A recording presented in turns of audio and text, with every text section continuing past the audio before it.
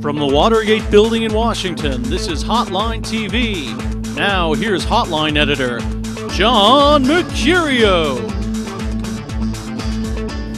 Happy Thursday, I'm Amy Walter. And I'm John Mercurio. An AP article earlier this week detailed how Congressman Tim Mahoney and Vern Buchanan are struggling to prove they belong. And such is the case for many freshmen in the 110th Congress, targets simply because they carry oversized backpacks and can't find their legislative lockers. It's hard being a freshman. It is. And they get stuffed in lockers Don't sometimes. even start. I have the saddest stories. But Amy, okay, should all of the Nancy Boydas and Zach Spaces of the 110th be worried?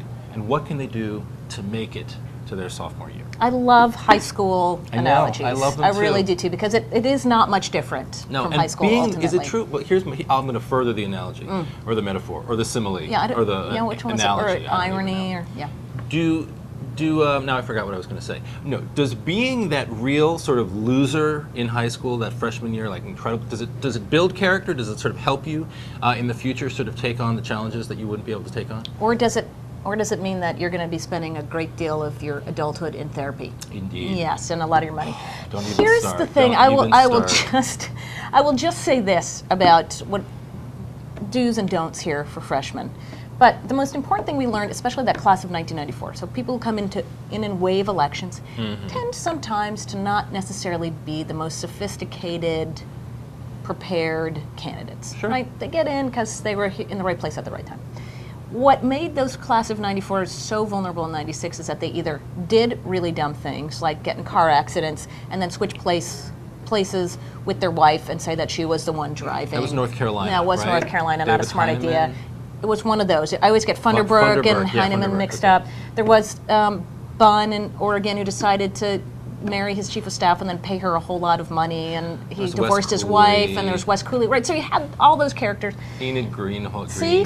Enid Waldholtz. Waldholtz Green with the, okay. Right? So either did something like that, or you voted in a way that was just so, could be just really bad for your district. Right? You went along with the Gingrich contract with America, which might have been fine to campaign on, but as a legislative record, it really set you up poorly to run on in 2006. It gave you a big fat target right on your back. Right. These freshmen, I think, are going to be a lot smarter about this. One, because they had Rahm Emanuel from the very beginning stressing to them that this campaign was not about them. The 2006 election wasn't about them. It was about Republicans. Don't let yourself get into the same camp. That's number one, so I think they're being smarter. Number two, the people who did kind of get out of line early on, Steve Kagan, who made some goofy comments about Karl Rove, Carol Shea Porter, who made goofy comments all throughout the campaign and right afterwards.